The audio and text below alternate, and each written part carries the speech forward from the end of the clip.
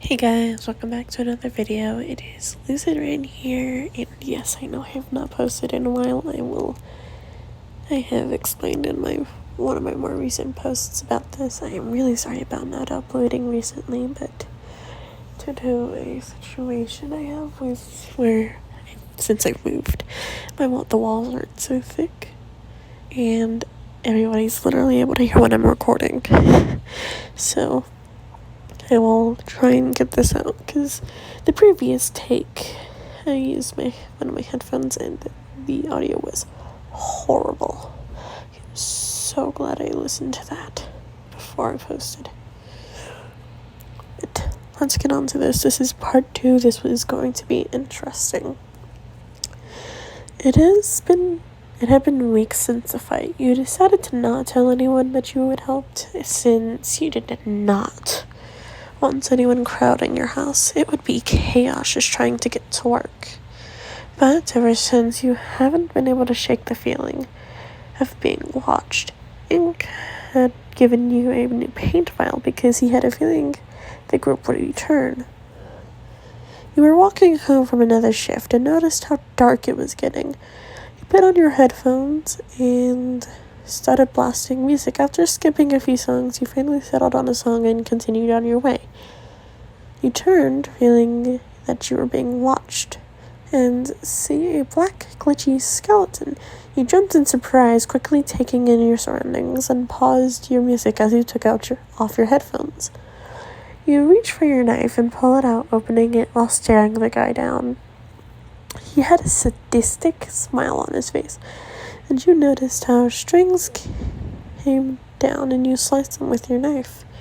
You were suddenly glad you had sharpened it last night, realizing how the knife wasn't able to cut through them all that easy. A dull knife wouldn't have been able to cut them.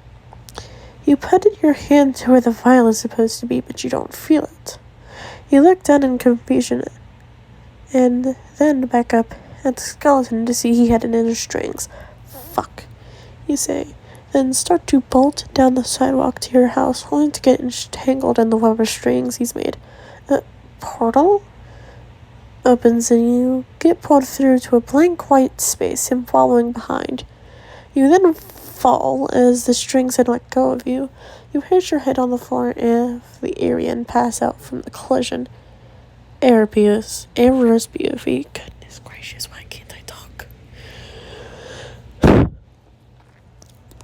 As I had watched the only actual interesting anomaly, I remembered Ink's rambling about them. They apparently know how to fight. No shit, Ink. They've been training with their Undyne and Papyrus, so they obviously know how to fight. I decided to test out their skills. He's not really. And opened the portal a bit bigger and jumped through. It took around a minute for them to turn, and when they did, they jumped but didn't break eye contact with me. I smiled as they pulled out the knife I noticed they always have with them. Manipulating some strings, I have them go for a while and try to entangle them up. They somehow cut through them with their knife. Guess they sharpened it. I noticed that the vial of paint was visible, and I managed to pull it off their neck without them noticing. Just afterwards, they put a hand to reach for the vial. They looked down in confusion and shock as I have my strings bring it towards me. They look back up at me and say something before they bolt down the sidewalk to where their house is. I have my strings wrap around them and open a portal back to my anti-void.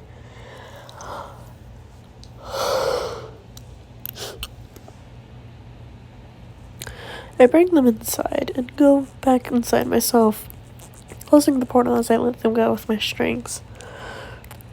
They fall and hit their head of the floor of the anti-void. Fuck. I walk over and make sure they aren't bleeding. Luckily they aren't, so I use my strings to drag them over to the beanbag and find the blanket I knitted a while back and covered them with it. Nightmare planned on attacking their AU again, and for some reason I can't help but worry for them. I shake my head and go to a different part of the anti-void to clear my thoughts. Okay, that was part 2. Things are going to be interesting. So, just for some clarification, I recently moved, and so with the walls not being as thick, people keep coming in and out while I'm trying to record, so I have to keep making excuses.